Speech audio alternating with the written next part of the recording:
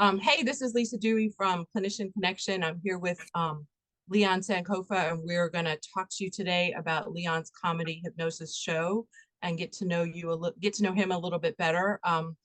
So I've known you forever, I think. It Yeah. feels like it. And tell me, what is comedy hypnosis? Well, comedy hypnosis is a blend of using getting the audience hypnotized and using the audience to create the fantastic and funny show. Mhm. So it's really quite simple for me, but volunteers come to the stage. So there's no people there are no plants. So they're true volunteers who come to the stage. We don't want anyone who wants to come and pretend or to try to prove that it's right or wrong, but people really want to try it out. And when they come on stage or to the stage area, we hypnotize them, and then we do funny things, and we learn. I teach life lessons while I'm at it, and we just continue to have more fun. And then we do something called hypnotic phenomena, which is, Yeah. make you like not, it's just different things, different things like some people can't get out of their chairs, some can't walk, some forget their names, some can lose. It's all in fun and humor, but it's really the life lesson of understanding how hypnosis and if you just remove the word hypnosis but go into trance state, how when you go into trance state and access the subconscious mind, how powerful of a tool it is in the work of therapy that we do. Like if you could channel it. So hypnosis is helping us channel our subconscious a little bit more than what we would normally do on a daily basis. It's right, really. It's really all about, like, the first step is really all about a focused mind. Yeah. It's If you look at it in the inception of how you kind of understood originally, it's like stare at this little thing swinging, but it's really about getting you to kind of concentrate and focus on the here and now. And once you get a Mhm. focused mind, and then you're removing what has happened in the past, and there are no thoughts of the future, and you're only able to focus on yourself and become supremely relaxed. And then the question now is, are you open to the suggestions that can change your life? Yeah, wow. That's powerful. If somebody would be open, could you imagine? I'm sure it works really well in therapy. I mean, just the act of would you be open to changing your life and what do you need to do? If you could remove blocks. Yeah. So Yeah. I kind of got well, I've always been into psychodrama and gestaltism and the empty chair, Mhm. and those are always really effective tools that I use in my practice. And then I actually got into hypnosis because I saw a show and I was like, man, if that guy can do those things on stage, who gave that fool all that power?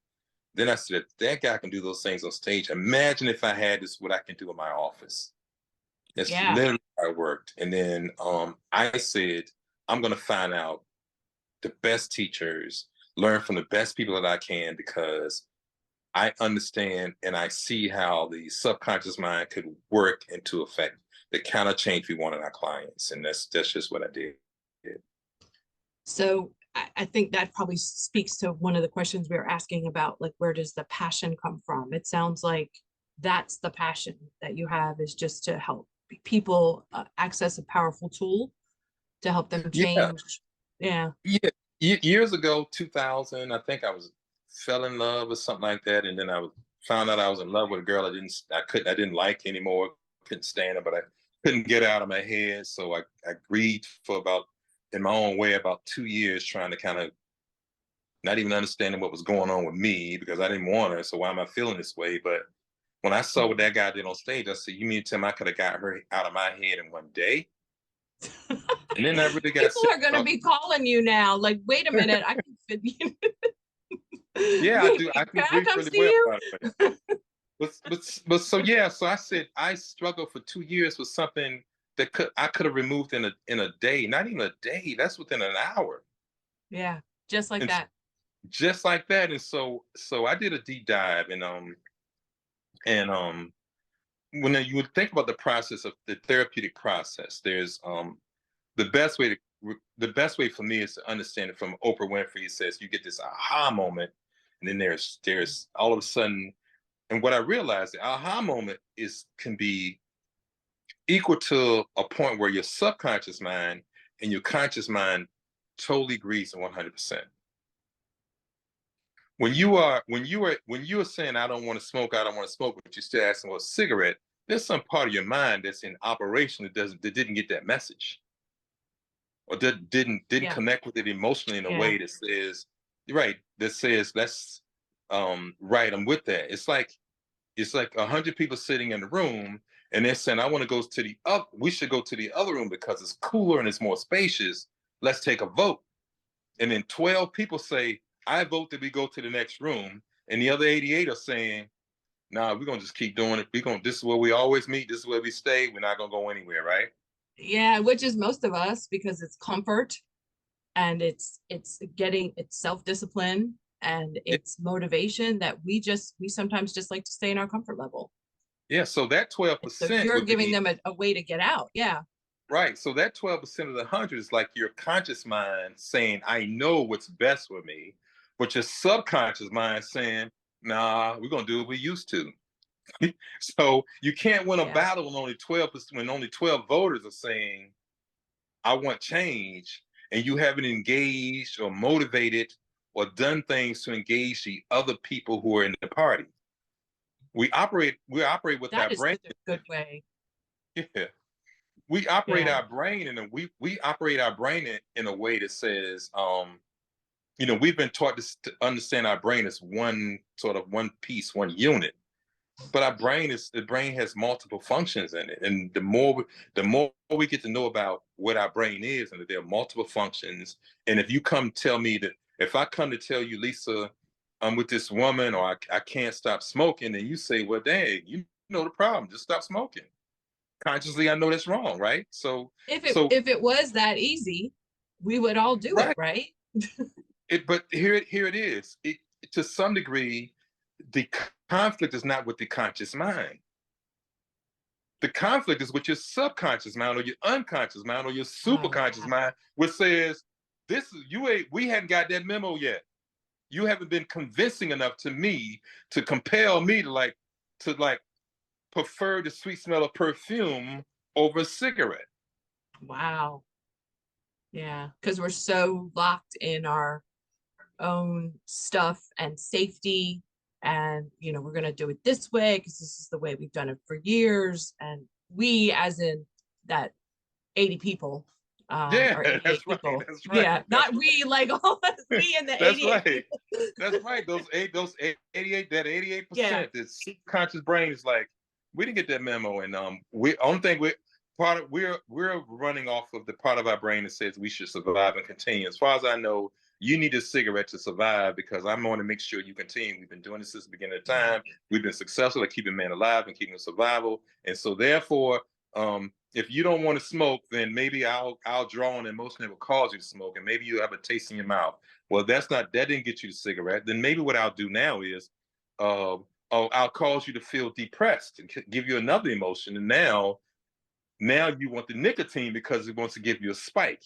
And so now supermind says, I was able to achieve getting Leon to continue, because stopping smoking, as far as I know, may be life threatening, because I don't know good, bad, or indifferent. All I just know is we need to continue.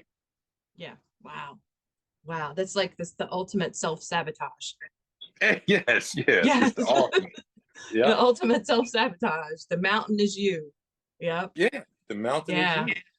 Yeah. Wow. That's awesome. All right. So why speak? Clinician Connection is a inaugural conference. You are a very big time guy. You are Hmm. national. You go all over the place. You train. Why come speak at Clinician Connection? Well, I just think that when I have an opportunity to do stuff at home, um, Yeah. I think there are things that we need in this community. I think that clinicians really need to connect, because I'm only as great as you, Lisa. As great as the resources that are around me. Mm-hmm. I And agree. if I improve the resources around me, then I become greater, because there hopefully there's a feedback loop. Yeah. Yeah. So One of the earlier speakers that I interviewed, he said the same thing. Really. He really pretty much said the same thing. He's like, we're only as good as the people around us. that's right. So Mhm. that's why. Yeah, that's why. Yeah. Good. We're happy to have you. So what can people expect from a comedy hypnosis show? What should they be prepared for? I have never attended a comedy hypnosis show. So I'm guessing a lot of people haven't either, but I don't know. So what would somebody expect? Well, I think that you can expect to be amazed. I think you Hmm. can expect to be intrigued. I think you can, especially from a clinical perspective, you can expect to become a believer to knowing that hypnosis is real. And if you really knew the history of it, it was the original therapy. Freud wasn't a Huh. Sigmund Freud was came out of medical school and was so fascinated with the two hypnosis school that were in Europe that he no longer wanted to do medicine. He devoted his whole life to understanding what the mind could do. And he was he became a scientist, so he wasn't a good hypnotist because he realized that he can get the person into this same state of consciousness without, quote unquote, what the word was, getting them to be in a sleep formation. He can get them to have lucid dreams. Oh wow. And Okay. and yeah, and that's when he began to discover, and he was researching, he was studying people doing 5 year 5 year seeing clients for 4 and 5 years. In Europe, they were doing the hypnosis and they were seeing clients for 1 and 2 and 3 sessions.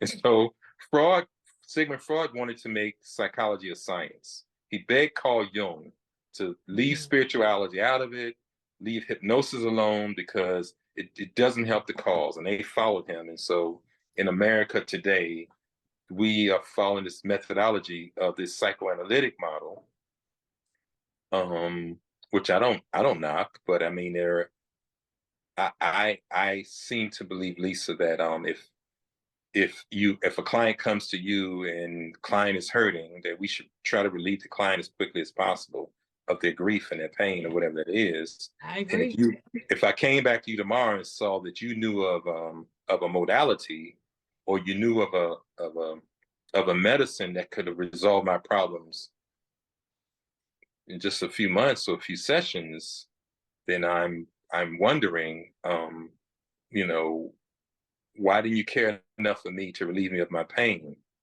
if you knew there was another modality that could help me in my journey, help me. Mhm. Thus, I can get back to my family, I can get back to my employment, look at the people I may have damaged through my pain. If we can relieve all of that, Then we should do but it. we should do it. And so I'm showing in this show that hypnosis is very real. It's not a simple, you go to 1 week session and you learn it. It's really a deep dive to really get into how to really cause the change in a way that's meaningful, in a way that's long term, in a way that's joyful. And I find it joyful, much different than I did when I was just using CBT, because I blend it all together. But it's Mhm. way much more of a joy, way less more stress off of me as a therapist than than when I was just kind of sitting in a room doing just this straight CBT. Yeah, talk therapy. Yeah, It's fascinating. You're right. If we had the tools, we should use them. yeah. You know, we should. That's fantastic. So a couple of just fun questions now. So if you were not comedy hypnosis doctor of social work, what would you be doing? I don't know. I think that's a great question. I think I heard you ask someone else that question. I really don't. I don't know. Outside of outside of the helping profession, I'd be a lost puppy, man. I think Yeah. I think I think that I have an interest in marketing, and I think Mhm. probably because I originally was in school for business marketing, and then kind of moved into psychology.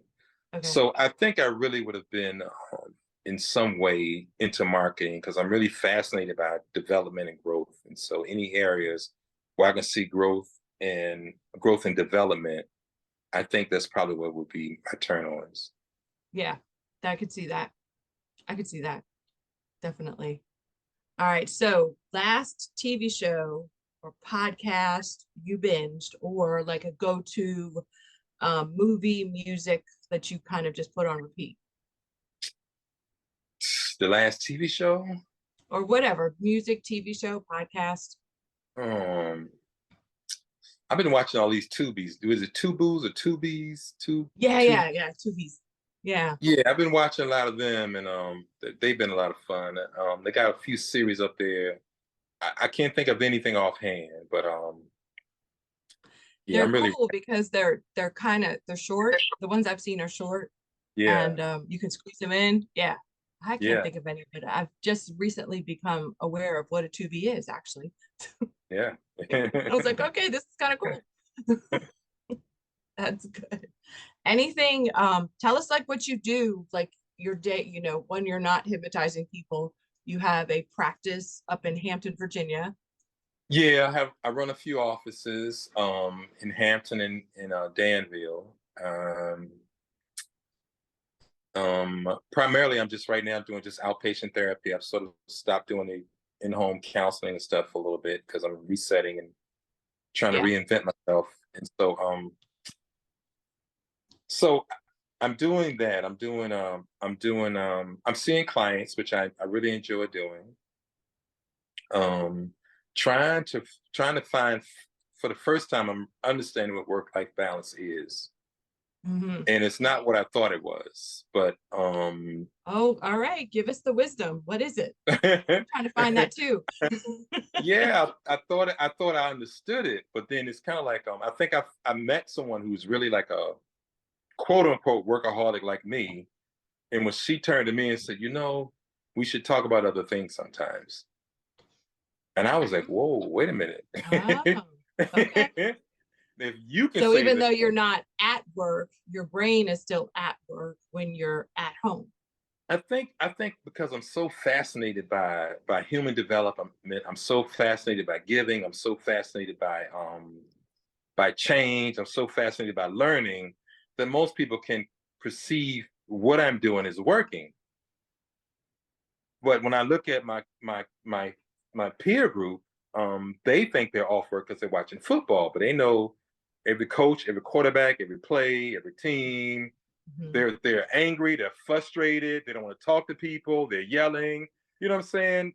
That's work. You're working your brain, but I guess it's away from work. But I think my work for me has been such a pleasure for the most part, and such a passion that it's a little different from me, leaving a factory where, if I'm sitting around talking about what's going on in the factory all day, then certainly that's work. But I think what I do, there is no real pleasure in that. But I think what I do, I find great pleasure in it. I find more pleasure in it the more I become more at ease when I find there's more ease.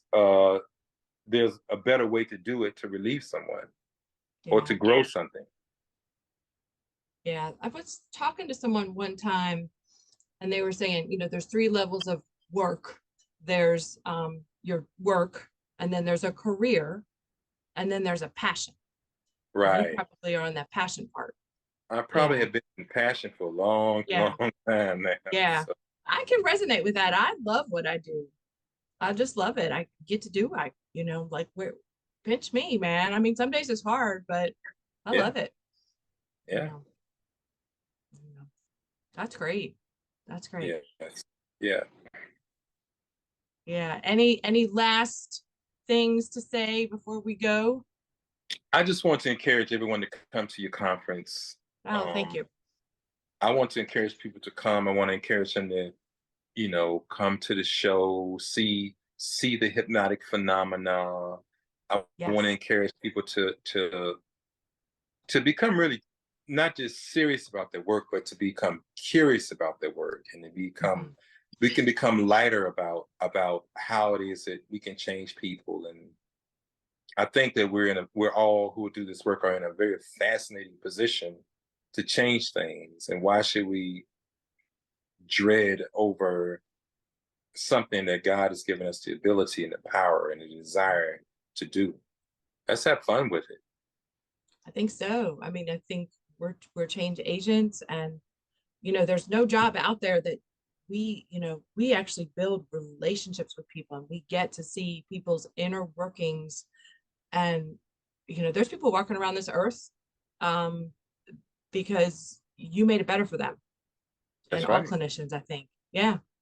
That's right. Yeah. Yeah. That's fantastic. Well, I look forward to it. I'm not sure if I'm going to be hypnotized, but I probably will be, because I have to experience everything once. So I will be. Yeah, And I look forward to it. Like I said, the conference is just really going to be great. I think you're going to get your mind blown, and you're going to laugh a lot. I think that's what's going that's to happen if you show that's up. yeah. You have Yeah. some great panelists that's coming on. Yeah.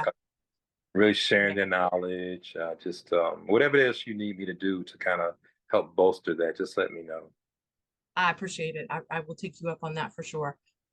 All right, everybody, have a great day. All right. Thank you. See you next time.